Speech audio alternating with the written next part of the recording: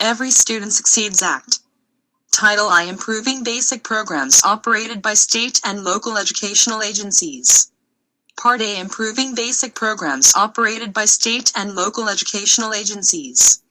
Section 1002. This bill amends the Elementary and Secondary Education Act of 1965, ESSA, to reauthorize through Factory 2020 the following programs: 1. State assessments. 2. Education of migratory children. 3. Prevention and intervention for children and youth who are neglected, delinquent, or at risk. And 4. Federal evaluation activities. Section 1003. The bill consolidates funding for school improvement grants, which are aimed at turning around the lowest performing schools, into the Title IA funding formula. Title IA funding supports the instructional needs of students from low-income families. Specifically, the bill, 1. Eliminates the standalone grant program, and 2. Increases the proportion of Title IA funding that a state shall reserve for school improvement. Of the amount reserved, a state shall, 1. Allocate 95% to local educational agencies, LEAs, whether on a formula or competitive basis, for activities to support the improvement of the lowest performing schools. Or, 2. With the LEA's approval, provide for these activities directly. Section 1004. A state may reserve up to 3% of its Title IA funding to award grants for direct student services to geographically diverse LEAs that serve low-performing schools. And LEAs shall use these grant funds to support direct student services including 1. A student's enrollment and participation in academic courses not otherwise available at the student's school. 2. Credit recovery and academic acceleration courses that lead to a regular high school diploma. 3. Activities that assist students in successfully completing post-secondary level instruction and examinations that are accepted for credit at institutions of higher education. And 4. If applicable, transportation to allow a student enrolled in a low-performing school to transfer to another public school. This option to reserve funding replaces several smaller competitive grant programs and supports similar activities. Section 1005. Current law requires a state that receives Title IA funding to submit a state plan for approval by the Department of Education, ED. The bill specifies that a state plan must be reviewed by peer reviewers whose names are made public. If ED rejects a state's plan, the state shall, 1. Have the opportunity to revise its plan, 2. Be provided technical assistance, and 3. Be afforded a hearing. Current law requires a state that receives Title IA funding to adopt academic standards in reading and language arts, mathematics, and science. The bill requires a state to demonstrate that such standards are aligned with 1. The entrance requirements of the state system of public higher education, and 2. Relevant state career and technical education standards. A state's standards shall include at least 3 levels of achievement. A state shall not be required to submit its standards to ED for review or approval. The bill maintains the requirement for a state to administer student assessments in reading, mathematics, and science, according to an established testing schedule. A state may administer either a single assessment or multiple assessments that result in a single, summative score. If specified requirements are met, a state may administer computer adaptive assessments. Such assessments adapt to the examinee's ability level. ANLE may administer a locally selected, nationally recognized assessment in lieu of the statewide high school assessment if specified standards and notice requirements are met. With respect to students with the most significant cognitive disabilities, a state may, 1. Adopt alternative academic achievement standards, and 2. Administer alternative assessments that are aligned with those standards. Neither a state nor ED may cap the percentage of students taking an alternative assessment at the LE level, but if that percentage exceeds 1%, 1. The LE must submit justification to the state, and 2. The state must provide additional oversight. A state may cap the amount of time spent on assessments for each grade. Under current law, a state is required to establish long-term goals based on the requirement that all students attain a proficient or higher level of achievement within a specified time frame.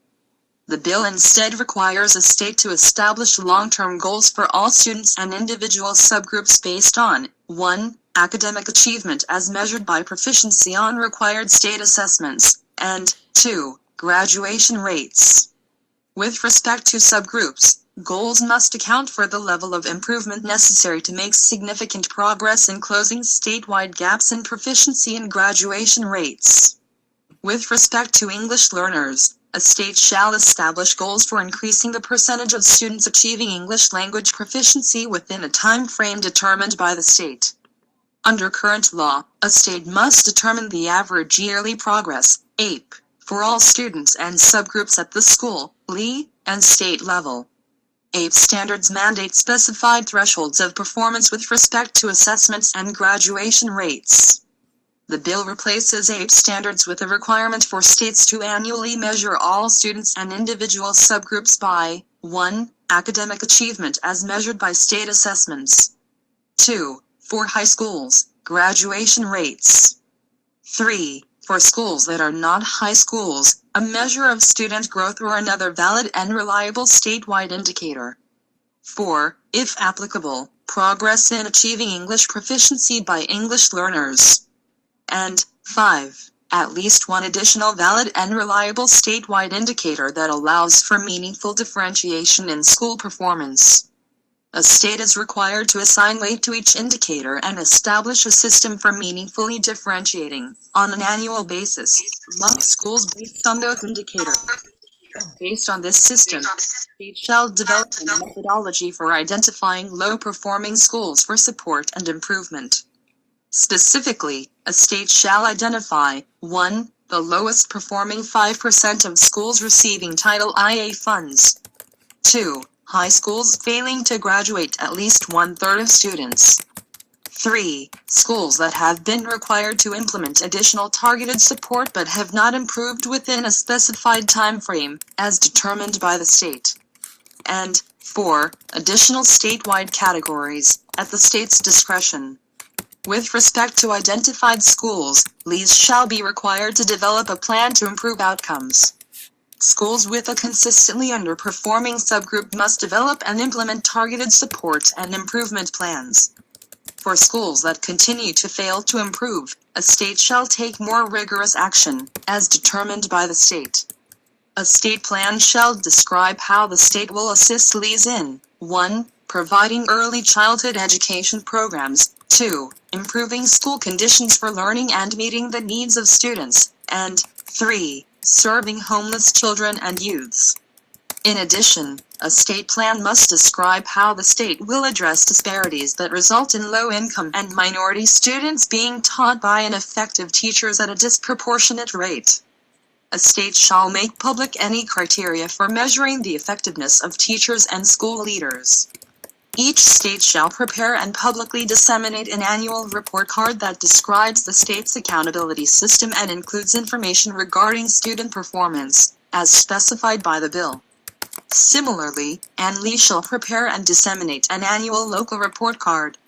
ED shall provide to Congress an annual report card that provides specified national and state-level data.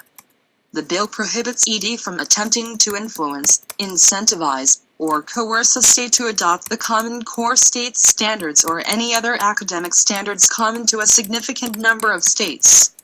Section 1006, the bill requires an LE plan to include content similar to those required of state plans. ANLE must inform a child's parents that they may request information regarding the professional qualifications of their child's teacher.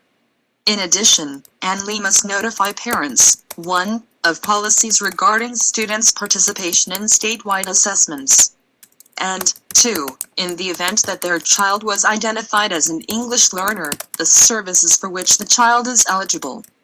Section 1007, under current law, if Title IA funds are insufficient to serve all eligible school attendance areas, ANLE shall serve in descending order of concentration such areas in which the concentration of children from low-income families exceeds 75%. The bill lowers this threshold to 50%. Current law requires ENLI to use specified measures of poverty to identify and determine allocations to eligible school attendance areas. The bill allows ENLI, with the approval of the majority of secondary schools, to calculate poverty in such schools based on data regarding elementary school attendance areas that feed into the secondary school. Under current law, ENLI shall reserve funds to serve children and youths who are homeless, delinquent, or neglected. The amount of such funds may be determined based on a needs assessment, as specified by the bill. ENLI may reserve a portion of funds to provide early childhood education programs for eligible children. Section 1008, if granted a waiver from the State Educational Agency, SEA, a school in which less than 40% of the children enrolled are from low-income families may consolidate and use Title IA funds to operate a school-wide program. An eligible school operating a school-wide program shall develop a comprehensive plan or amend its existing plan, as specified by the bill. A secondary school operating a school-wide program may use Title IA funds to operate dual or concurrent enrollment programs that address the needs of low-achieving secondary school students. Section 1009, under current law, a school that does not operate a school-wide program may use Title IA funds to provide targeted assistance to eligible children identified as having the greatest need for assistance. The bill allows a secondary school that operates such a targeted assistance program to use Title IA funds to provide dual or concurrent enrollment program services. Section 1010, the bill expands parental involvement policies to involve other family members. ENLI may receive Title IA funds only if it conducts outreach to all children's parents and family members. Funds reserved for parent and family engagement shall be distributed with priority given to high-need schools. ENLI shall use such funds to carry out activities and strategies consistent with its parent and family engagement policy, as specified by the bill. Section 1011, an SEA shall designate an ombudsman to monitor and enforce requirements related to the equitable provision of services to children enrolled in private schools. With respect to the equitable provision of services, ENLI shall consult with appropriate private school officials and explain any disagreements in writing, as specified by the bill. Section 1012, an educational agency shall use Title IA funds to supplement, rather than supplant, non-federal funds for the education of students participating in assisted programs. Section 1013, LEAs using Title IA funds to provide early childhood education programs shall develop agreements with Head Start agencies and other entities to carry out such activities.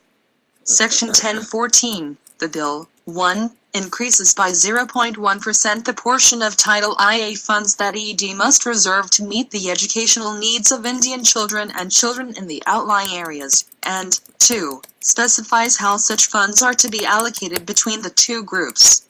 The outlying areas include the U.S. Virgin Islands, Guam, American Samoa, and the Commonwealth of the Northern Mariana Islands.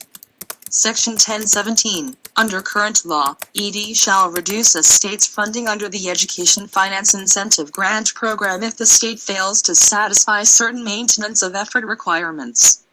The bill specifies that a state that fails to satisfy such requirements is entitled to receive its full allotment of funds unless it also failed to meet those requirements in at least one of the 5 immediately preceding fiscal years. Part B, State Assessment Grants. Section 1201, the bill retains state assessment grants for the development and administration of state assessments. In addition, ED shall award grants to a state for the purpose of auditing the state's assessment system. ED may also authorize a limited number of SEAs to establish innovative assessment systems, as described by the bill. Once ED has submitted a required progress report, it, 1, may extend such authority to additional SEAs, and, 2, shall disseminate best practices related to innovative assessment systems. Part C, Education of Migratory Children. Section 1301, the bill revises the formula for allocating program funding to states by eliminating the base amount. Through Factory 2019, no state shall receive less than 90% of its allocation for the preceding fiscal year. ED shall develop and implement a procedure for monitoring the accuracy of information regarding the actual number of migratory children in each state. Part D. Prevention and intervention programs for children and youth who are neglected, delinquent, or at risk. Section 1401, the bill retains grants for prevention and intervention programs for children and youth who are neglected, delinquent, or at risk. To be eligible, a state must describe how it will prioritize the attainment of a regular high school diploma for such children. Furthermore, an SEA must establish 1. Procedures to ensure the timely re-enrollment of each student who has been placed in the juvenile justice system, and 2. Opportunities for such students to participate in credit-bearing coursework. The bill specifies that an SEA may use grant funds for Pay for Success initiatives or to provide targeted services for youth who have come in contact with both the child welfare system and the juvenile justice system. With respect to subgrants, the bill specifies that INLE may use funds for Pay for Success initiatives or to provide programs for at-risk Indian children and youth. A correctional facility that contracts with a subgrantee must, upon a youth's entry into the correctional facility, 1. Work with the youth's family members and the applicable LE to facilitate the youth's transition, and 2. Consult with the LE upon the youth's discharge from the facility. For purposes of the grant program, the bill expands the definition at risk to include school-aged individuals who, 1. Have come into contact with the child welfare system in the past, or 2. Are at risk of dependency adjudication or delinquency adjudication. Part E. Flexibility for equitable per pupil funding. Section 1501, the bill authorizes ED to enter into up to 50 local flexibility demonstration agreements, through which LEs may consolidate and use funds to develop and implement a school funding system based on weighted per pupil allocations for low-income and disadvantaged students. Such a funding system shall ensure that each high-poverty school receives, in the first year of the demonstration agreement, 1. More per pupil funding for low-income students than it received in the preceding year, and 2. At least as much per pupil funding for English learners as it received in the preceding year. And LE shall ensure that the system allocates substantially more funding to English learners and low-income or otherwise disadvantaged students than to other students. ED may extend the demonstration program if specified requirements are met. Part F. General Provisions. Section 1601, the bill allows ED to propose a regulation according to an alternative process, as specified by the bill, under certain circumstances. Title II. Preparing, training, and recruiting high-quality teachers, principals, or other school leaders. Section 2002, the bill reauthorizes the program through Factory 2020. With respect to grant funds to states for improving teacher quality, the bill phases in several modifications to the funding formula. Specifically, over several fiscal years, the bill, 1. Reduces and ultimately eliminates the base funding amount. 2. Adjusts the funding formula, such that population is weighted less heavily and poverty is weighted more heavily. And 3. Eliminates the applicability of specified hold harmless provisions. The bill makes several modifications to state activities and application procedures under the grant program. A state may use grant funds, in part, to improve equitable access to effective teachers. If a state plans to use grant funds for this purpose, it shall describe in its application for grant funds how it will do so. A state shall also include, in its application for grant funds, descriptions of 1. The state's system for certifying and licensing teachers and school leaders, and 2. How the SEA will encourage opportunities for increased autonomy for teachers and school leaders. With respect to subgrants to LEs, the bill, 1. Eliminates the base funding amount, and 2. Makes several modifications to application requirements and allowable uses of subgrant funds. A state shall report on 1. How it is using grant funds to meet the purpose of the program, and 2. Other specified information. And LE shall submit to the SEA such information as the state requires. A state shall reserve a portion of these grant funds to carry out the following national programs. Teacher and School Leader Incentive Program. Literacy Education for All, Results for the Nation. American History and Civics Education. Supporting Effective Educator Development. School Leader Recruitment and Support. Technical Assistance and National Evaluation. And STEM, Science, Technology, Engineering, and Mathematics, Master Teacher Corporation. Through the Teachers and School Leader Incentive Program, ED shall award competitive grants to eligible entities for the development, implementation, or expansion of performance-based compensation systems or human capital management systems. While ensuring equitable geographic distribution to the extent practicable, ED shall give priority to eligible entities that concentrate proposed grant activities on teachers and school leaders in high-need schools.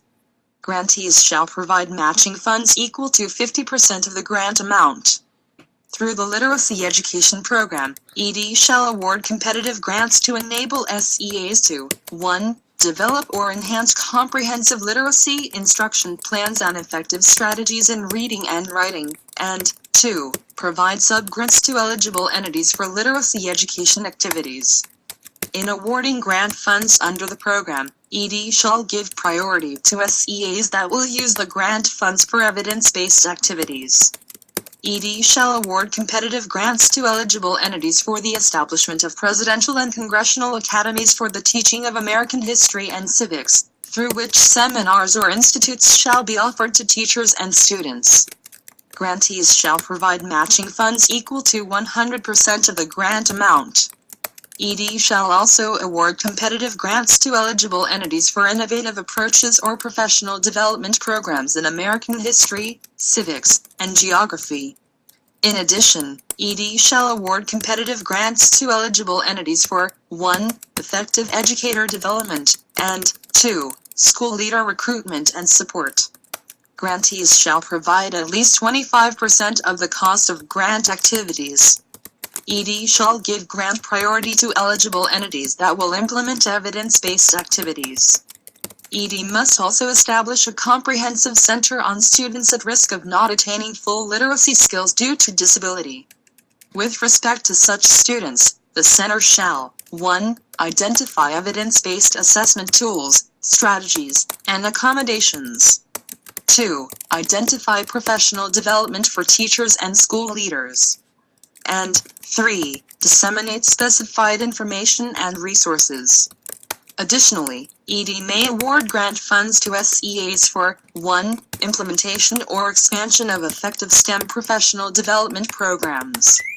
Or 2. The development of statewide STEM Master Teacher Corps to attract and retain outstanding STEM teachers, particularly in high-need and rural schools. These programs replace several smaller competitive grant programs and support similar activities. The bill eliminates the requirement that teachers be highly qualified, and instead requires that they meet applicable state requirements for certification and licensure. Title III Language Instruction for English Learners and Immigrant Students. Section 3001. The bill reauthorizes through Factory 2020 and revises language instruction programs for English learners and immigrant students. Section 3003. The bill retains formula grants to states for English language acquisition. A state may use such a grant, in part, to establish and implement standardized statewide entrance and exit procedures.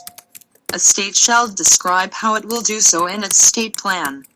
A state shall also describe in its state plan, 1. How it will monitor subgrantees' progress in helping English learners achieve English proficiency, and 2. The steps it will take to further assist subgrantees if strategies are ineffective. Eligible entities receiving subgrants shall use the funds, in part, to implement effective activities and strategies that enhance or supplement language instruction educational programs for English learners. Such activities shall include parent, family, and community engagement activities. A subgrantee may use the funds, in part, to offer early college or dual enrollment programs or courses to help English learners achieve success in post-secondary education.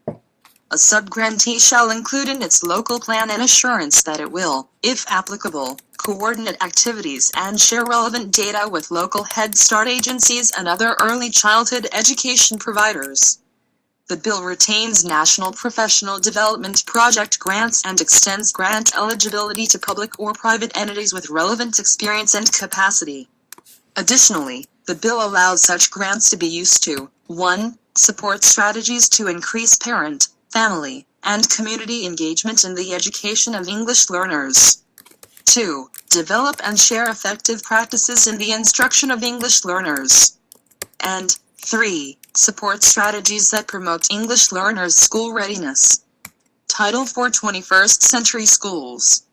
Part A Student Support and Academic Enrichment Grants. Section 4101, the bill establishes the Student Support and Academic Grant Program, through which states and LEAs may receive formula-based grants to support activities related to 1. Well-rounded educational opportunities, 2. Student health and safety, and 3. The effective use of technology. This program replaces several smaller competitive grant programs and supports similar activities. Part B 21st Century Community Learning Centers. Section 4201. The bill makes several administrative changes to the 21st Century Community Learning Centers program, which supports academic enrichment opportunities for children during non-school hours. Part C Empowering Opportunity Through Quality Charter Schools. Section 4301. The bill replaces the existing charter school grant program with the program awarding competitive grants to state entities and, through them, competitive subgrants to charter school developers to open new charter schools and expand and replicate high-quality charter schools. ED is authorized to award a competitive grant directly to a charter school developer in a state that does not receive such a grant. Grantees shall 1. Provide technical assistance to subgrantees and authorized public chartering agencies, and 2. Work with those agencies to improve the charter school authorization process. ED may waive certain statutory or regulatory requirements, as specified by the bill. With respect to the per-pupil facilities aid program, under which the Secretary makes competitive matching grants to states to provide per-pupil financing to charter schools, the bill allows states to 1. Partner with organizations to provide up to 50% of the state's share of funding for the program, and 2. Receive more than one program grant, so long as the amount of the grant funds provided to charter schools increases with each successive grant. ED shall 1. Provide technical assistance to grantees, 2. Disseminate best practices, and 3. Evaluate the program's impact on student achievement. A charter school may serve students in early childhood education programs or post-secondary school students. The bill reauthorizes the program through Factory 2020. Part D Magnet Schools Assistance. Section 4401. In awarding grants to magnet schools, ED shall prioritize applicants that propose to increase racial integration by accounting for socioeconomic diversity in program and design and implementation. Grant funds available to magnet schools may be used for transportation under specified circumstances. The bill reauthorizes the program through Factory 2020. Part E Family Engagement in Education Programs. Section 4501. The bill authorizes ED to award grants to organizations to establish statewide family engagement centers. A grantee shall use the grant funds to train and assist educational agencies and other organizations in 1. Helping parents to participate effectively in their child's education, and 2. Developing and implementing statewide family engagement policies and systemic initiatives. The Department of the Interior shall establish and operate, or contract with specified organizations to establish and operate, family engagement centers. Part F National Activities. Section 4601. The bill establishes several new programs that replace smaller competitive grant programs and support similar activities. ED shall award grants to eligible entities for the development and implementation of entrepreneurial, evidence-based, field-initiated innovations to improve student achievement and attainment for high-need students. ED must award a portion of grant funds to grantees in rural areas, as specified by the bill.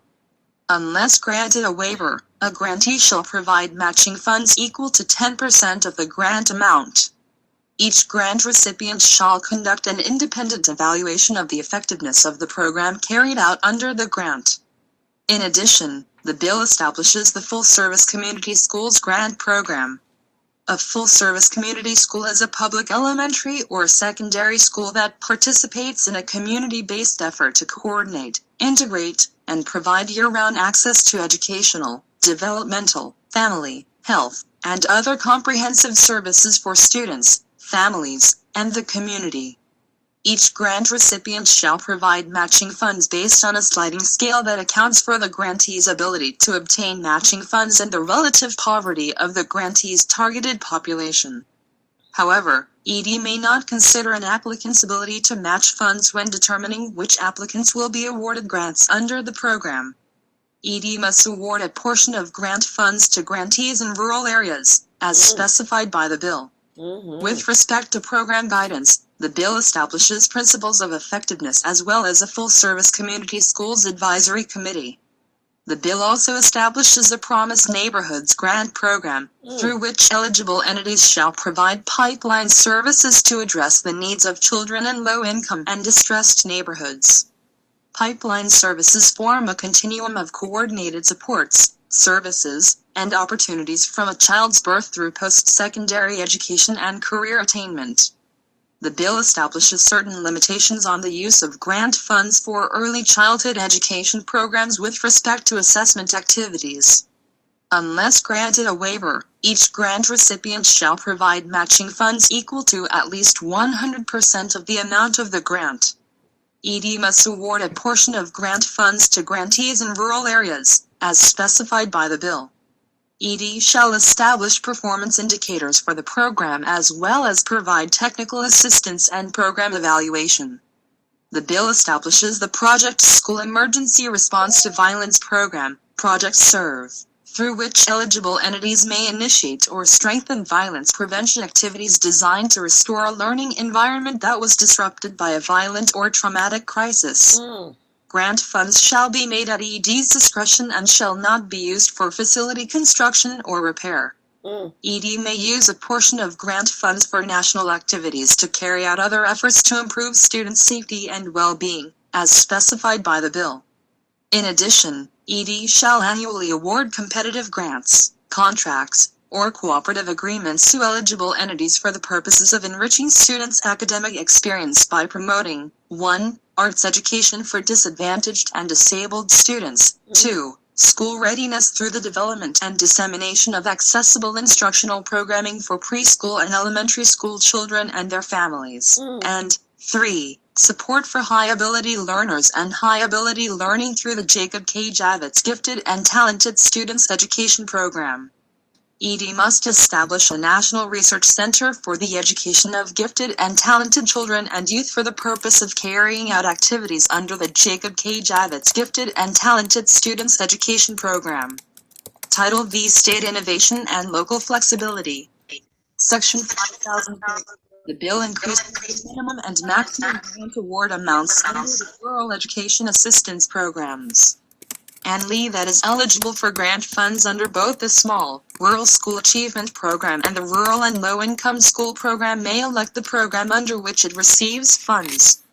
Title VI Indian, Native Hawaiian, and Alaska Native Education. Section 6002. The bill retains competitive grant funding for Indian, Native Hawaiian, and Alaska Native Education.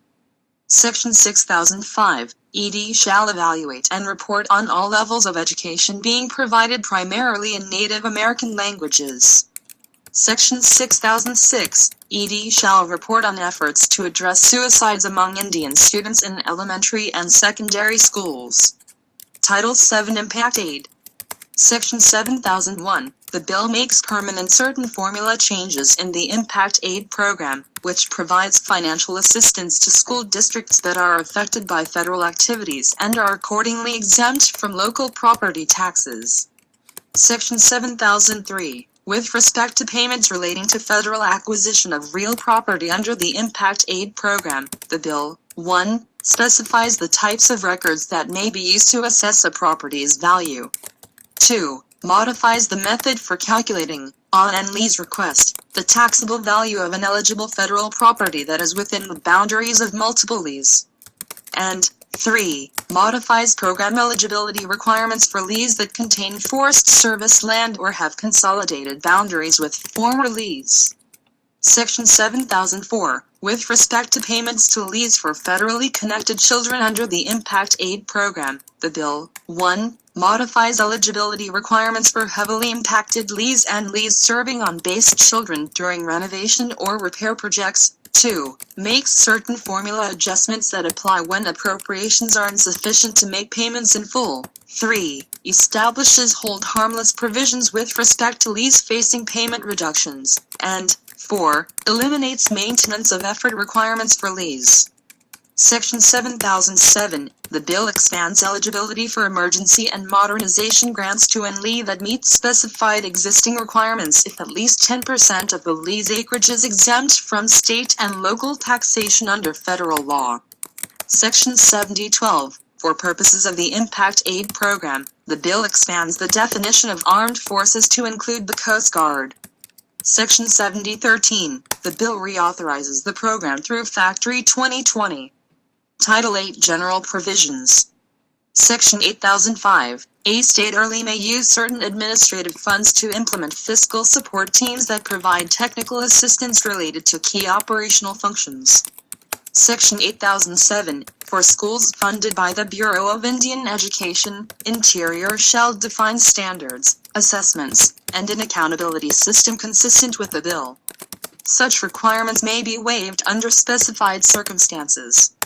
Section 8008. ED shall 1. Identify the number of full-time equivalent, FTE, employees who worked on or administered programs eliminated by the bill. 2. Reduce its workforce by that number of FTEs within a specified time frame. And 3. Report to Congress on the workforce reduction. Section 8011. 2 or more rural LEs may submit a consolidated plan for covered programs. Section 8013. The bill modifies application and reporting requirements for SEAs and LEs to request waivers of statutory or regulatory requirements from ED. ED may not require an applicant to include in or delete from its request specific elements of state academic standards, assessments, accountability systems, or teacher evaluation systems. Section 8014. The bill establishes processes for approving or disapproving state plans and LE applications. Section 8019. Under current law, an SEA must reduce funding for a covered program to the extent that an LE fails to meet certain maintenance of effort requirements. The bill specifies that such reduction is required only if the LE has also failed to meet those requirements in at least one of the 5 preceding fiscal years. ED may waive these maintenance of effort requirements if doing so would be equitable due to a change in the LE's organizational structure. Section 8022. Unless otherwise authorized, funds shall not be used for transportation or for the construction, renovation, or repair of any school facility. Section 8023. The federal government may not mandate, direct, control, or condition or incentivize financial support upon the adoption of specific instructional content, academic standards and assessments, curricula, or programs of instruction to meet the requirements of the bill. Section 8027. Current law prohibits the use of funds available under the ESSA to mandate nationwide testing or certification of teachers or education paraprofessionals. The bill extends this prohibition to also cover 1. Nationwide testing or certification of principals and other school leaders, and 2. Any incentive regarding such nationwide testing or certification. Section 8030. An LE must consult with appropriate officials from Indian tribes or tribal organizations prior to submitting a required plan or application for a covered program if the LE 1. Has an enrollment of American Indian or Alaska Native students that equals at least half of its total enrollment, or 2. Received specified grant funding with respect to such students. Section 8031. ED shall provide outreach and technical assistance to rural LEs regarding applications for grant programs under the Act. Section 8032. An SEA shall consult with the state's governor prior to submitting its plan to ED. as specified by the bill. Section 8038, with specified exceptions, a state or educational agency that receives funds under the Act must prohibit any school employee, contractor, agent, or educational agency from assisting a school employee, contractor, or agent in obtaining a new job if the individual or agency knows, or has probable cause to believe, that the job seeker engaged in unlawful sexual misconduct regarding a minor or student. Section 8041, ED shall develop procedures for the approval and periodic review of departmental guidance, as specified by the bill. Section 8042, the Institute of Education Sciences, IES, shall, on a biennial basis, submit to Congress and make publicly available an evaluation plan with respect to programs authorized under the Act. Title IX, Education for the Homeless and Other Laws. Part A, Homeless Children and Youths. Section 9102, the bill amends the McKinney-Vento Homeless Assistance Act to reauthorize through Factory 2020 an existing grant program that supports state and local activities related to the education of homeless children and youths. The bill also modifies program requirements with respect to 1. The duties of the Coordinator for Education of Homeless Children and Youths established in each state, and 2. The contents of a state plan for the education of homeless children and youths within the state. Section 9104, ED shall update and disseminate a public notice of the educational rights of homeless children and youths. In addition, ED shall issue updated enrollment guidelines for states with respect to homeless children and youths. ED shall provide technical assistance to states with respect to areas with persistent documented barriers to a free appropriate public education for homeless children and youths. Section 9105, the bill alters the definition of homeless children and youths to exclude children who are awaiting foster care placement. Section 9106, the bill reauthorizes the program through Factory 2020. Part B, Miscellaneous. Other laws. Section 9203, ED must undertake various oversight and reporting activities related to accountability to taxpayers. Section 9206, Congress recommends that John Arthur Jack Johnson receive a posthumous pardon.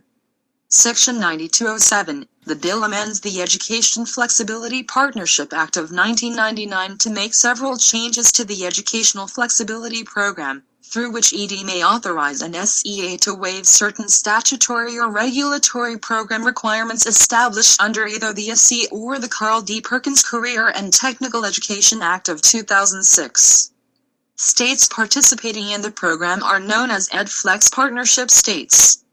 ED shall automatically extend the authority of a state to continue as an EdFlex Partnership State pending a state's renewal request and ED's completion of the required performance review. ED must complete the performance review within 180 days and must then approve or deny the renewal request within 90 days. Under specified circumstances, ED shall terminate or suspend a state's agency to grant waivers under the program. Such a state shall have no more than one additional fiscal year to come into compliance for purposes of renewal. ED shall immediately extend for up to 5 years any existing designation of a state as an EdFlex Partnership State, provided that ED determines that such extension is justified by the relevant SEA's performance. Section 9208, IES must evaluate and report on 1. The reduction in the number and percentage of students who drop out of school, 2. Best practices with respect to student subgroup sample size, 3. Student home access to digital learning resources, and 4. The effectiveness of Title I funding formulas. Section 9212, the Department of Health and Human Services, HHS, jointly with ED, shall award preschool development grants to states on a competitive basis. States shall use the grant funds to 1. Conduct periodic statewide needs assessments, 2. Develop strategic plans, 3. Maximize parental choice and knowledge, 4. Share best practices among early childhood education program providers, and 5. Improve the overall quality of early childhood education programs. HHS may also award renewal grants to enable states to continue these activities, as well as award subgrants to early education programs designed to benefit low-income and disadvantaged children. With respect to both initial and renewal grants, states must provide matching funds. Section 9213. HHS must conduct an interdepartmental review of all early childhood education programs for children younger than age 6.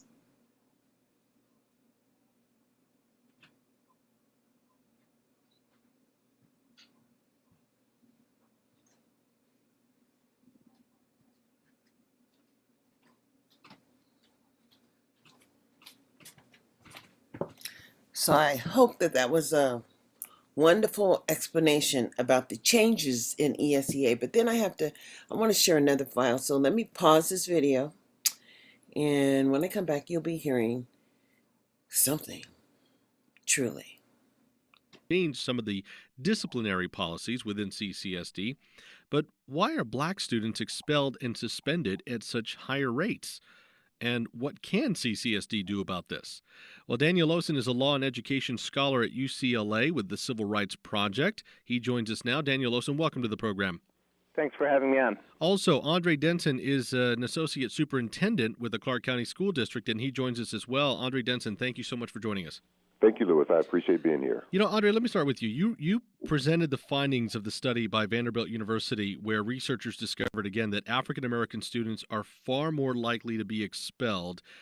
African-Americans account for just 12% of the student body in Clark County, yet they account for 43% of high school expulsions. Did those numbers surprise you? They were shocking, but not surprising, if that makes sense. That's an epidemic that's happening nationwide, unfortunately, especially in our bigger urban school districts, Los Angeles, New York, Chicago.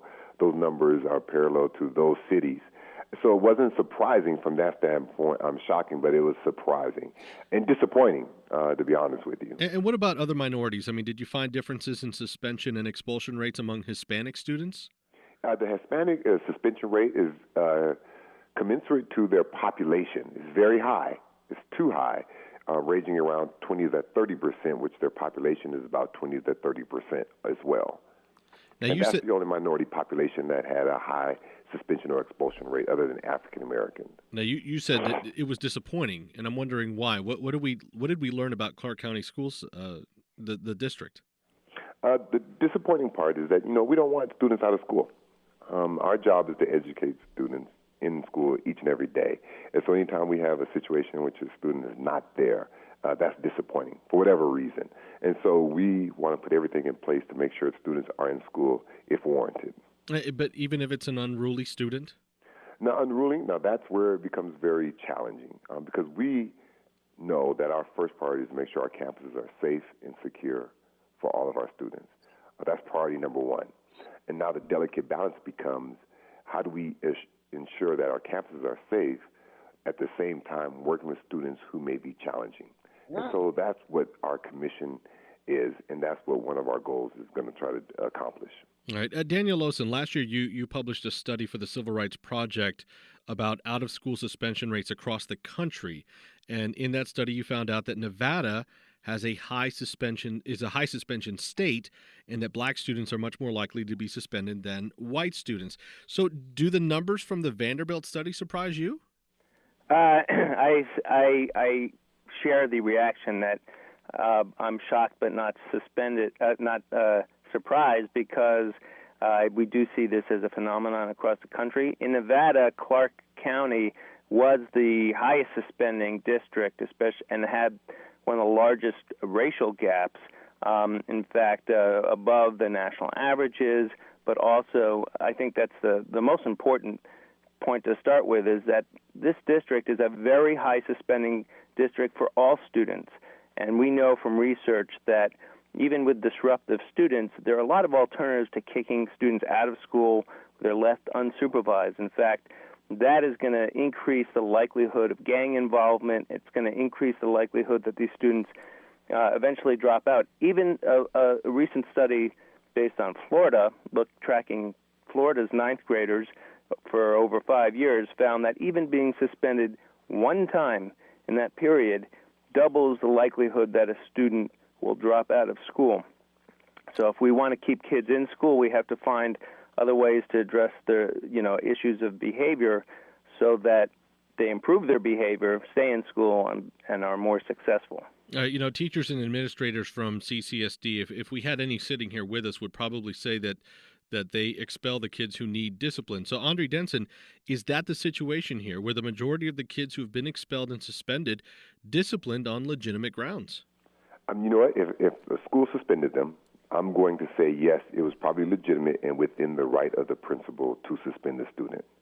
But I'm going to tell you, as a former teacher, a former principal, and sat in that seat many a days, I agree with Daniel that we have to look at alternative ways of disciplining or consequencing students. Suspension works for certain situations. In other situations, we have to find ways to keep students in school, but at the same time, send the message that whatever behavior they had was inappropriate.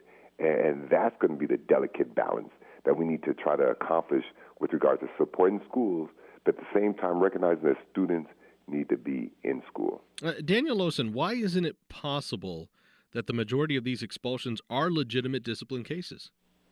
Well, I guess I don't know the details of the reasons for suspensions, but we know from looking at other districts and states that often kids are being suspended for things like repeatedly being truant. Well, there's no deterrent value there, or for dress code violations, or for all sorts of minor sorts of cumulative misbehaviors. And so those are some things that we can sort of eliminate right away.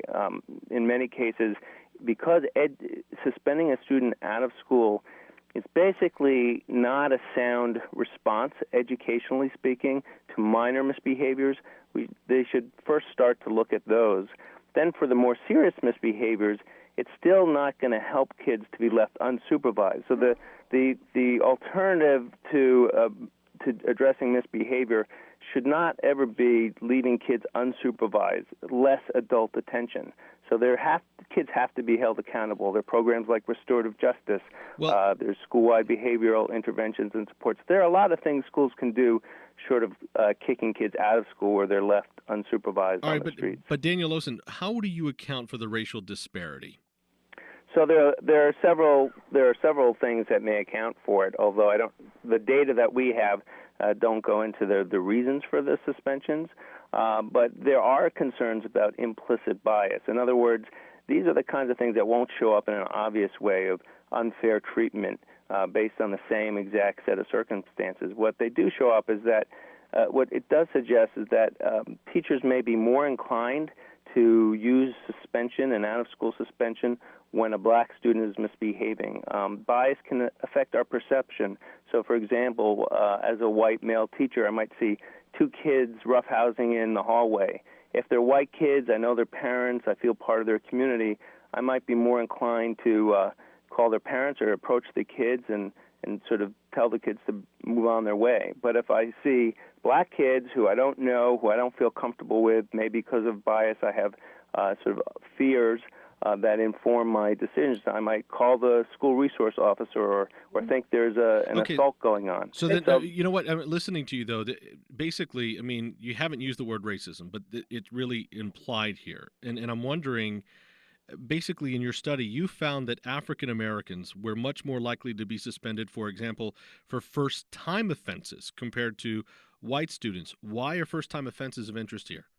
So that study was a study of North Carolina, where we did have more data, and we could see students who didn't have a prior record of misbehavior. So that's one of the things that would make it more likely a student would be suspended out of school if they had been persistently misbehaving. So by that sort of equal or level the playing field in terms of the analysis. So if we're just comparing kids the first time they committed an offense, what happened to them? And we found that for things like cell phones, public display of affection, disruptive behavior, those sorts of subjective offense categories that were sort of the lesser offense, not serious offenses, that most students black or white, were not suspended out of school, but upwards of 40% of the black students for that first offense were suspended out of school, where only about 15% of the white students were suspended out of school. So that's when you when you level the playing field and compare similar circumstances in that state. We did find evidence to suggest that bias was a factor. So we don't have that data on the Nevada school district. Well, Daniel Olson, what do you take away from that data then? Again, about black students basically are being suspended faster, in first-time offenses than their white peers. So I think there's two problems. So one, if you have an ineffective educational practice or policy, which is to suspend high numbers of students for minor offenses, which appears to be the case in Clark County, you already have a problem for all kids. And then if it's happening more to one racial group than another, then it adds the concern about a possible racial bias. But I think oftentimes listeners confuse in the intent to discriminate with the ways bias can affect decisions that we make. And so most of the data that we see sort of reflects the possibility that this less conscious or unconscious bias may affect our perceptions and our quickness to judge and to, in this case, use out-of-school suspension rather than an alternative. Andre Denson, what question would you need to ask of teachers and administrators within CCSD to determine whether some students are expelled because of this racial bias, this racism?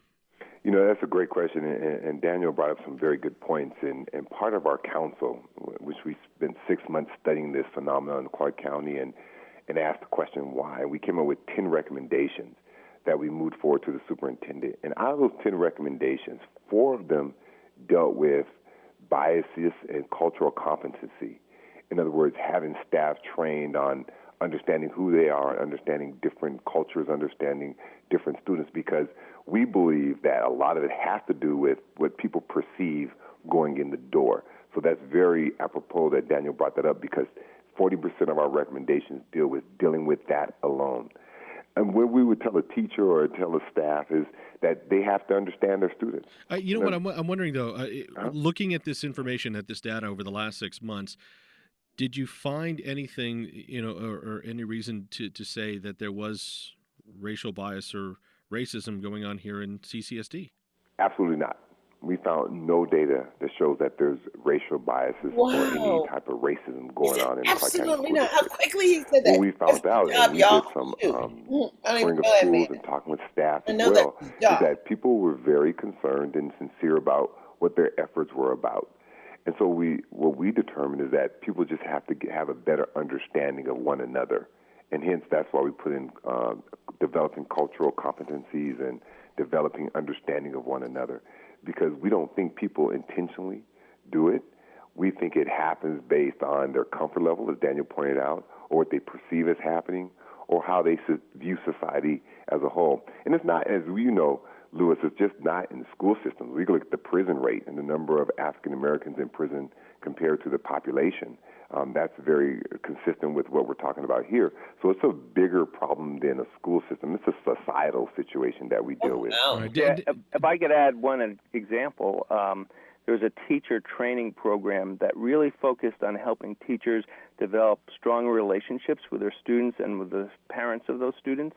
And in those teacher programs, not only did achievement go up, but the use of suspension across the board for all kids went down, but especially it was effective for reducing racial disparities. So this idea that building those relationships can help is really important. And you know what, Daniel Olson, I was curious too, because from what Andre Denson had said too about not finding any of that data, if there was any racial bias, how would you look into that if you were to study that here at CCSD? What would you be asking? What would you be looking for that might indicate that's happening?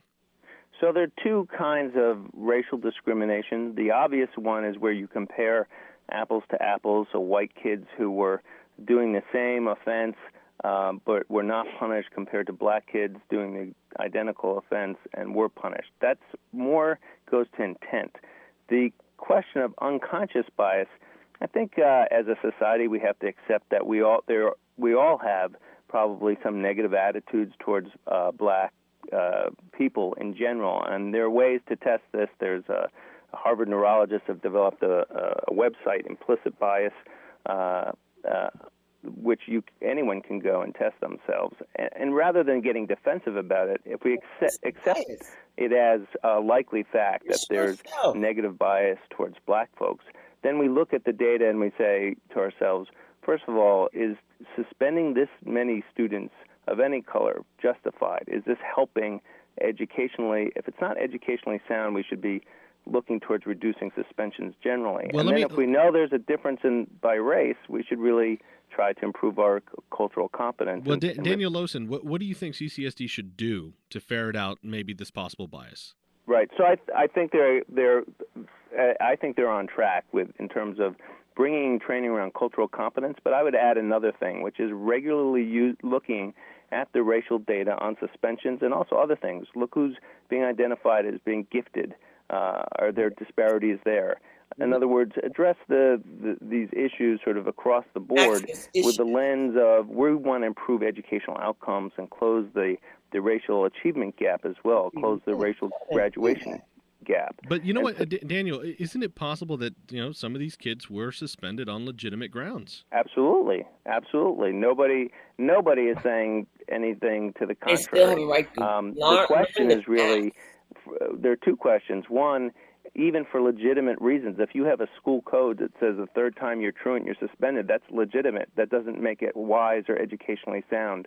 So the first step is to say, what aspect of our educational policy and practice is not sound for any kids? And I think you'll find that quite a bit of the suspensions are unwarranted on those grounds alone.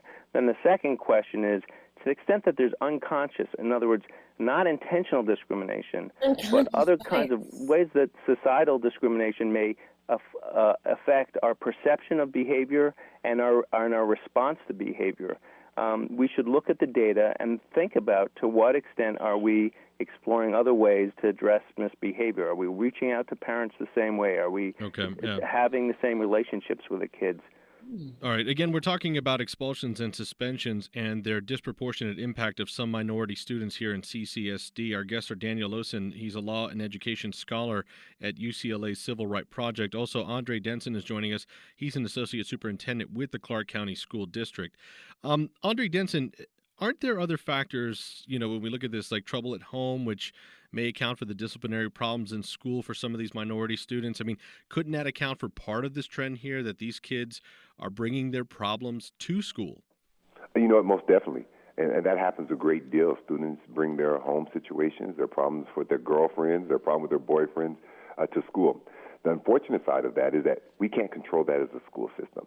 So we have to look at the things that we can control, things that we have a sphere of touch on.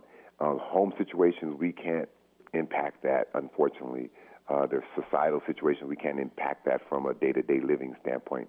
But for those 6 to 7 hours in which they're in our schools, that we can impact. So what can we do in those 6 to 7 hours each and every day to try to mitigate this situation? That's the way we look at it. So if not expulsion or suspension, then what are a couple of other alternatives?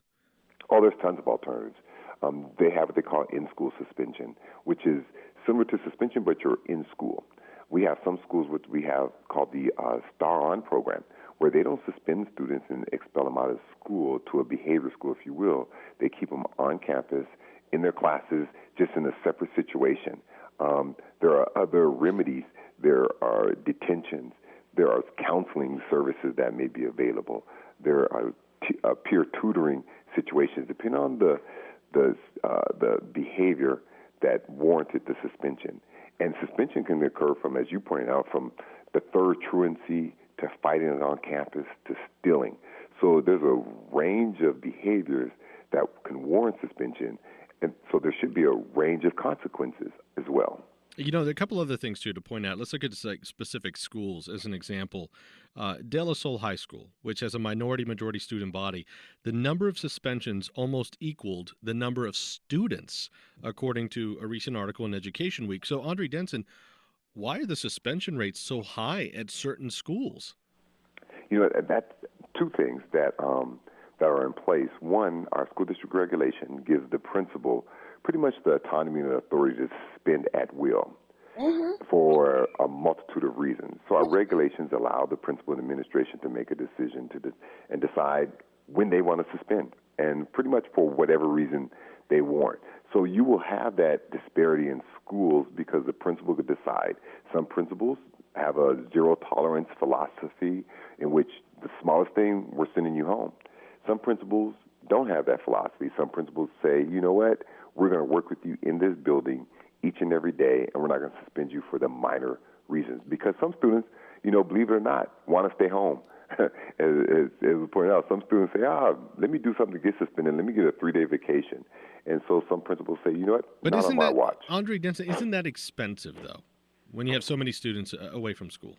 I would, if I could jump in, it's very expensive to suspend kids out of school because this loss of instruction time is highly correlated with winding up in the juvenile justice system, which is an incredibly expensive way to deal with this. A lot of groups like Fight Crime, Invest in Kids, which represents sheriffs and police officers around the country, are saying we need to push back on the high frequency of the use of suspension because it's contributing to this very expensive phenomenon. Well, Daniel Olson, the other thing, though, what Andre Denson was talking about is some of the alternatives was like this one-on-one work with the students. And so now you're taking kids out of the classroom, they're unruly, but at the same time, you need all these extra resources just to spend time with these unruly kids. That gets pricey too. Well, there are some studies that would show you that the investment in these alternatives really is very cost efficient. And the other thing to say, I taught for 10 years, and I can tell you that getting help with classroom management is really important. I was sending kids out of my classroom right and left for all kinds of minor reasons, and I got support and training. The principal didn't suspend these students, fortunately, and that kind of training really made a huge difference such that by my 10th year of teaching, I never even considered sending a student to the principal's office. So there's a lot that teachers can do to de-escalate situations, work with kids who exhibit behavioral problems. We all know, all teachers and kids know too, that kids act differently in different teachers' classrooms. The most effective teachers have very few discipline problems. So basically, am I hearing you say that teachers really should reach for suspension or expulsion really at the end of the rope? I mean, last resort. As a measure of last resort. And if you have good relationships with your kids and their parents, there's a lot more that you have to work with. But also, if you know some basic classroom management techniques and you practice them and you get support for implementing them, that goes a long way. Just simple things like not calling kids out in front of the whole class, but talking to kids out in the hall, but also finding positive things to mention about students on a regular basis so that when you do have to call them out for their behavior, they know that you care about them and understand them, and you already have this relationship with them. All right. And Audrey Denson, how about, is there a discussion about a moratorium on suspensions and expulsions? Yeah, great question. I'm going to go back to something Daniel said, if that's okay, because I wanted to make sure people understand that teachers cannot and do not suspend or expel students. They send them to the principal. They send them to practice. So there's a check and balance that should occur just because the teacher writes the students are disruptive. That's where the principal or dean of students or assistant principal has to use all the information that's gathered to make that determination. So I want to make sure that was clear. Yeah, there were 10 recommendations given to the superintendent and presented to the Board of School Trustees last week. And one of those recommendations was to reduce overrepresentation by imposing a moratorium on suspensions and expulsions. Except for there's 5 or 6 that legally you have to expel for. For example, bringing a gun on campus. That's something you can't say, well, we'll look at that and maybe not suspend you. That's something legally you have to expel for. Except for those mandatory expulsion type of situations. Have a moratorium in place until we get our procedures and policies consistent with what we want to make happen. That was one of the recommendations. And real briefly, Audrey Denson, as you mentioned before, you're talking about issues at home or, personal issues that these kids bring with them to school, and the school really can't do anything about it. But really, I mean, you have to sort of reach out and do something a little bit extra because that's what you're dealing with. You're dealing with kids who have these personal home problems. Most definitely. I'm not saying we have to ignore it, because we can't ignore it, because then we'll be in trouble if we ignore it. But at the same time, we have to deal with what we have each and every day in front of us. So hopefully we involve more wraparound services and involve the entire community, social services and dealing with social workers and different nonprofit organizations, which could help with situations at home, be it that they need assistance with health care or food or psychological assistance. And real quickly, Andre Denson, too, is there a timetable on implementation of this moratorium? Right now, the standard is the 10 recommendations. These are only recommendations, and there's a caveat in there that says at the superintendent's discretion. I know the superintendent and our staff are going to work with principals and different staff to see how we can make this work. So there's no timetable right now. Okay. Right now, we're in the studying phase. In All other right. words, how can we make this work on our campuses? Andre Denson, again, is Associate Superintendent for Academic Services at the Clark County School District. We also heard from Daniel Lowson, Director of the Center for Civil Rights Remedies at the Civil Rights Project at UCLA. Gentlemen, thank you so much for your time. Thank you. Appreciate it. Our producers are Amy Kingsley and Lee Hernandez. Our web editor is Marie Andrusovich. Technical Director is Rich Copeland. Ian Milchrist is Senior Producer of the program. And the News Director of Nevada Public Radio is Adam Burke. Remember, you can continue the conversation from today's program at knprtalk.org. I'm Luis Hernandez. Thanks for joining us for another edition of KNPR State of Nevada. Now, how interesting was that? Definitely talked about where Nevada truly is. Let's see. I'm still sharing my screen. That's my son's book right there. And family at my aunt's funeral. But I mean, there's just so many things that we could look at here today. I just created this whole folder to ensure that we understand. Everybody understands. Here's the Workforce Investment Act on my drive. Look, here is the Department of Administration Division of Internal Audits right there. Department of Education. That's Nevada's. They did an audit. Oh, let's see what else is here. God, there was a lawsuit before. This is it. And Nevada's Education Data Plan here. That's that video. The audio I just played right there. It's on my shared drive. School discipline in Nevada. There you go, right there. Should I click into it? No, it's an agenda item. We got to open it up first.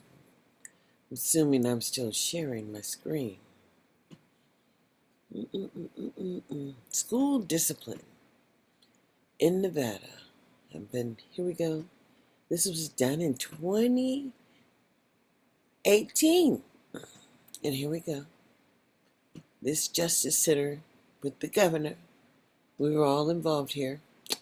I'm just saying, I don't know where the ball dropped, but we lost the conversation. And as we need to understand what we're talking about, everybody needs to come from the same basic background or understanding of what should be happening. Here we go. And it says 60% of all middle and high school students experience suspension. Now, this is in Texas. But, here we go. It talks about, coming together, being included. And then it talks about, over the past 5 years, a growing number of states have taken actions to improve school discipline policies. But you don't see Nevada's not included in there. It's not highlighted. Sure ain't. Most policy changes have been taking place at the local level. And here we go. These are the news organizations that are sharing concerns, I guess. And then as a result of these collective efforts, the rates of I can't even say the word this morning, disciplinary removals have started to decline. But I doubt that right now. We're in 2020. This is old, my folks. And anyways, this is the kind of stuff that you're supposed to be talking about when you're analyzing the data, sharing the discipline metrics. And how are you engaging with those student parent the local leaders, parents, and students, and the general public who you're basically harvesting continually. This is, anytime you're not reading by the third grade level, then you're below basic. And that means that they're just, the teachers, nobody wants the responsibility to catch you up. And quite frankly, if you continue to see special education as a burden and not as a luxury, well then, honey, it's on you. That's what I'm going to say. And here are the NRS codes. NRS 388.121. Read it and then click on each one of these bills and understand who sponsored those bills and were they representative of your community and your people. And I'm going to tell you no, boo, because guess what? It's an unapologetic kind of conversation we're having here in 2021 after the visualization of what happened on January 6th. And all that what was going on, still going on, whatever. And then the understanding of truly your inability to access the mere conversation about the resources allocated for your children who are not benefiting your children. Amen. And so wherever the black children are, that's where the money needs to follow those children, truly. We need to ensure that those children who have been relegated to the lowest standard of living and removed from their homes when their families were not given any additional training to support them. And I really can't say how criminal that is, but it's happening. And so know that, I got to tell you about that SARB and the discipline and the truancy issue as when my son was I think it was in the fourth grade. I believe it was the fourth grade, the year that I had the problems. But irregardless, somebody warned me that they would try to pull up in my house and make an inspection. And guess what? They didn't get to do that because they thought that they could come in my house. And for whatever reason, they got messed up. But, the whole thing is that the time that my son needed to have off of work, which was school, a step like that, he had rights under the federal government. And if you need a mental health break from the public school officials who are obliterating your children, then you need to take your child to the doctor and say, my child is struggling from stress. If your child has the inability to log on and they're now trying to SARB him, whatever, I can't even think this morning, but if they're going after your child for attendance, then you need to request an evaluation of the program that they were supposed to be engaging in and your child's ability to actually engage in that process at that level that they have them, as they were failing your children prior to COVID. And now this just demonstrates where your kid really was. Amen. You need to understand where your child is so that you can know in which direction your child will go. And so I just got to tell you, ESSA really had a requirement here about disaggregating that data. Under this Every Child Succeed Act, that was Obama. And actually, I only read the changes in ESSA. That's what I downloaded, the changes in ESSA. So we could all understand that we're all coming from the same perspective. Or are we? What can I say? So anyways, this is the instruction. The instructions from the federal government. Several opportunities existed to improve the collection of reporting and use of discipline data to drive improvements in efforts. Established common definitions for all discipline offensive and sanctions at the state level and distribute the guidance to the districts and schools. Now that could be charters also, just everybody.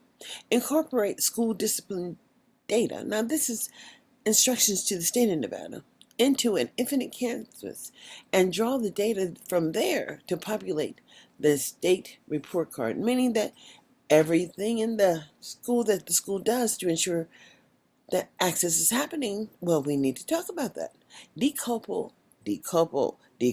suspension and expulsion data, expand the collection including indicators, and disaggregate all the data by the student subgroups. Now see, there is where this one right here, they want to include special education and those, those other subgroups, and then allow users to manipulate the data throughout the state report and create a customizable analysis. Well, produce an annual report of distills keys in discipline data trends and establish the mechanism at the state level, a guidance for all local level to regularly review discipline data and identify priority areas for improvement. Now, have y'all seen that? No, I can say, honestly, I haven't been able to find much information except for the black people on the bottom, and they've always been on the bottom. But anyways, this is the person you're supposed to be talking to her, and actually Rebecca Cohen, whatever her name is, I've seen her in some videos, and I don't know, is that the one I've seen? Maybe, maybe not. Reality speaks. In 2021, don't let your child be the harvest. We need to understand if our children are being given basic access to the same resources that they're generating under the federal allocations that come back to the state. And my, you know, since we can't get any data, but we know the impact of lack of coordinated services to our children in our local communities, it's time for our voices to rise. So I am with anybody who is talking about voices being heard, next steps, and we all must ensure that next steps happen for all children. As we are all only Americans. No, we're not those Black Americans, those white Americans, those Asian Americans. I mean, we're not the Native Americans. We're not, you could just keep on going. We're just, everybody here is an American. And the real reality is, okay, I get you, but do you get me? In America, we are only Americans. As any confrontation that we would get engaged with outside of America, we're going to need all y'all to step up, you got me? And share your children in a capacity that would defend this nation. One nation, under God, indivisible, with liberty and justice for all. And just as I was not welcome on the LDL planning board for the state of Nevada, as perhaps my my value system and my vision would not lean to LDA's mission. And then now I have to question what the mission of LDA is. And that's that learning disabled whatever folk. You know what I'm saying? I don't understand their mission, as I was told that I could not participate at the level of engagement of helping to coordinate services for all children, as perhaps my ability to advocate would supersede the intent of the people attempting to organize. You need to understand what I'm talking about. Organize political lobbying efforts around supposedly advocacy for all. But when I was told I wasn't welcome, I realized it wasn't for advocacy for all. Perhaps I wasn't even being considered. Some people, I watched their faces as I shared my concern about the lack of engagement and the oversight and the monitoring of public outcomes in the state of Nevada with the implementation of the federal allocations to help support the children who are homeless, neglected and delinquent, special needs, 504 accommodations, behavioral issues, disenfranchised, just being totally disenfranchised is where our children are. As soon as they get reported to the behavioral structure and they put them in place in this transitional, and it's not even transitional. They just move them away from their home school. And then people don't even realize, as soon as they get you out that home school, they done gave your slot to somebody else. And simply because you're in that higher poverty neighborhood and that great program is right down the street from your house, you can't get in. Because there's no slot for you, boo. Because it's not a neighborhood school. It is actually a program. Okay. Now, they've been stealing money so long that they didn't had to allow some folk to have some benefit, i.e. Victory and Zoom schools. And yes, perhaps we have a few children who are placed in those placements. But on the whole and on the regular, the majority of African American children are not placed in these placements. No, no, no, boo. They're placed in creative mind opportunities, whatever. Opportunity knocks, mentoring, all this other stuff. All the things. I mean, I just heard that Nevada was considering eliminating the mentoring program. And hey, that I don't know. Maybe we're just only talking about the Harbor program, where those children did not have the academic curriculum and access to the services as all other children, as that is required under ESSA. Well, it has been, I'll say, a wonderful morning. I've been recording for an hour and 28 minutes and 53 seconds in a minute. I'm about to end the share and go back into the room, my room, and I'm going to tell you, in 2021, keep your eye on the prize. And the prize happens to be our harvest. There are some, I believe these charters are considered athletic charter schools. And I think they opened actually to create opportunity for, sports and whatever. And now they're looking for some, sports related people to apply. They need 500 people in poverty so they can get their share of the money. Because I'm telling you, when they start parting out the shares, they're not looking at the foundational services for your kids because they're not holding them accountable for themselves. I mean, how do we have all these positions and jobs in Title I? And I did want to question something I heard in regards to teacher quality and the requirement under federal law that teachers have to be maintaining their credentials annually. And as they're taking these courses, and that's coming out of the federal coffers, how is it directly affecting your children? And I'm telling you, it ain't, boo, because they're not working with your kids. Your children have an issue, and that just happens to be one of skin color, just like me. But guess what? That issue is soon overcome as soon as you learn how to show up and be counted and understand that elected officials are just that. They're elected to represent that area, even if they're black, white, Asian, Latino, any kind of ethnic background. I mean, there's just really people here from Austria, Yugoslavia. I mean, those countries, Czechoslovakia. I mean, there's people here from all over the world, and they come here to seek the educational opportunity, and then they get their training and they can take it back home. But believe me, you don't have anything to take back home because this is your home. Born on American soil. You know that song? Born in the USA, I was born in the USA. And that's what we are, just born in the USA. What does that give you? Nothing if you're not awake. It gives you a great deal if you are awakened, as we all have to follow the rules and regulations that are written at the state level, instructions to the state to ensure that access is happening for all citizens. Well, maybe at one time we weren't considered citizens, and people want to get stuck on where we were, and I wasn't living when we were where we were. Got me? I never lived in a time, well, I can take that back, because I was born in 1958. So a couple of those years prior to 1969, and 1970 and 71, we had rights. But after 1976, and we were so elated to be free, graduated 1976.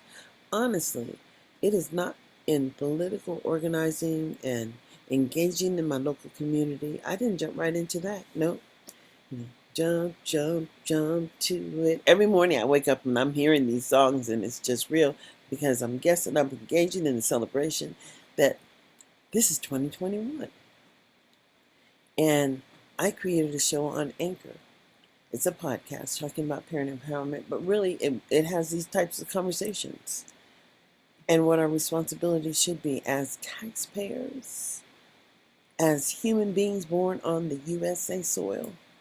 And a lot of people don't even want to accept responsibility, as it is all personal and only aligned to what your ability is to choose to foster through. You've got to put the work in. And I've been putting work in for years. So that's why I have the conversation, the ability to record, share information, and I'm hoping that I share these direct files right in here. Initially, adult alternative education beyond the scope of the schoolyard, Nevada's consolidated plan, this application, and let me just click on one of these and see what happens, shall we? I'm going to open it, and it does work. I don't know if once I share it with you, will you be able to see everything that I see? Now, do you see what I see? I don't believe so, because I got to get my screen again, and I've got to share the screen. Now watch that. This is what I open from inside my browser, and I'm hoping it works for you. And I'm telling you, technology has just superseded everything and every imaginable concept of what you can do. As when you sit down and watch television on Sling, you can watch with your grandparents if they can log on and get on the same application. And then you're all in the same room and not in the same room. And isn't it comforting to be with people that you love, sharing your life? And so until we meet again, I'm going to say like, subscribe, and share. And mostly, I guess, like. If you click like on my thing and subscribe or share, then we can build a capacity to live stream. And perhaps you can include yourself in the conversation. As even if I invite people, I'm always concerned at what I will see as I get ready to share my screen. As you know, some people are a little bit unethical because they feel that the net per hides their, being on the internet actually hides their, who they are. But I got to tell you, boo, everything is tracked, everything is in the cloud. And this is 130 pages of what the Every Child Succeed Act would have in it. And if you just understand equity indicators already addressed, but guess what? What can you do when they choose not to even acknowledge that they are providing? This is their consolidated plan. This is what they're saying they have, and how they provide everything. So let's just, you click down here and it talks about where Nevada actually is. And here we go. This is a great document. So I've shared it in the inside this Zoom, and I'm hoping that we all understand just where we are here on the bottom. You see that? On the bottom. Because only 33% of our children in 2016 were at or above the 50th percentile for reading and math. You see this? Less than 50%, or a little bit right here, for language arts. But look here, the baseline data for mathematics. 21% of our kids cannot be illiterate. You understand what I'm saying? So however they choose to provide these services to our children, it is our obligation and personal responsibility to understand just how it all works. And we ain't talking about nothing but money, boo. Money, and who gets to control the money, and who gets to determine the services. And after 5 years, Nevada will reestablish the baseline and set a common long-term goal for all subgroups by 2030. And who's waiting till then? It's not going to be me. So this is why it's so critical that we're not afraid of technology and understand that they've been talking behind our backs forever. And they just see us as the harvest. And sometimes the harvest is hard. And here we are during the times of a hard harvest. So we don't want to be harvested anymore. No, boo, not in 2021. We don't want to be harvesting anymore. So we're gonna have to start. We're gonna have to start here. You need to get off the backs of black children and understand that all education is all about behaviors. And I'm gonna do another podcast because this one's hour and 38 minutes is enough. You just have to understand that it's your responsibility to click in here and learn because the plan is there. But if the plan is harvesting your children,